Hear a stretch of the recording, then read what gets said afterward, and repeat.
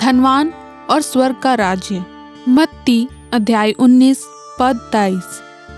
मैं तुमसे सच कहता हूँ कि धनवान का स्वर्ग के राज्य में प्रवेश करना कठिन है। मोह के कई प्रकार हैं, जैसे धन, स्त्री, पद प्रतिष्ठा, अचल संपत्ति, सब कुछ पा लेने, ख्याति और अपने को श्रेष्ठ समझने का मोह। इनमें सबसे खतरनाक मोह धन का मोह है। धन आने के बाद ही अन्य मोह मन में उत्पन्न होते हैं। अपने जीवन काल में ही हम अनेकों व्यक्तियों को देखते हैं जो साधारण थे, तब तक अच्छे और विश्वासी थे, पर जब उनके पास धन आया तो उनके दिमाग चौथे आसमान पर पहुंच गए। वचन बताता है, धन का लोभ सब बुराइयों की जड़ है। ऐसा भी नहीं कि धनी व्यक्ति अच्छे नहीं होते या विश्वासी नहीं होते, पर उनकी संख्या बहुत कम है। उपर्युक्त गद्यांश में वह नवयुवक प्रभु यीशु के पास अनंत जीवन पाने की आशा से आया। वह जानता था कि यीशु ही उसे सही मार्ग बता सकते हैं, पर जब प्रभु ने कहा, अपने धन का मोह छोड़कर मेरे पीछे हो ले, तो वह पस्त हो गया, क्योंकि वह धन का मोह नहीं छोड़ सकता था।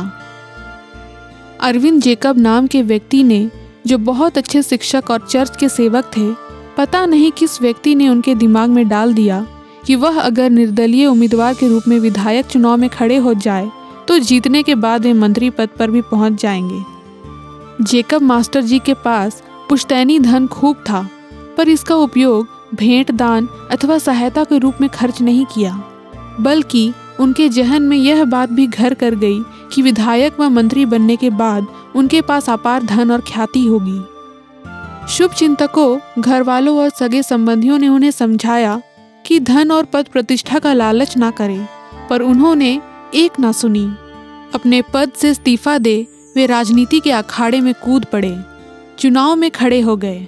चाटुकारों की भीड़ लग गई, पुश्तैनी जायदाद बेच दी, बैंक में रखा धन पानी की तरह बहने लगा।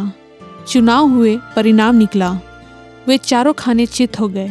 जमानत तक जब्त हो गई, नौकरी तो पहले ही चली गई, साख भी चली गई। धन का मोह ना कीजो भाई, संतोष से बढ़ के नहीं कोई कमाई, ईमान धर्म सब लीन लेता धन।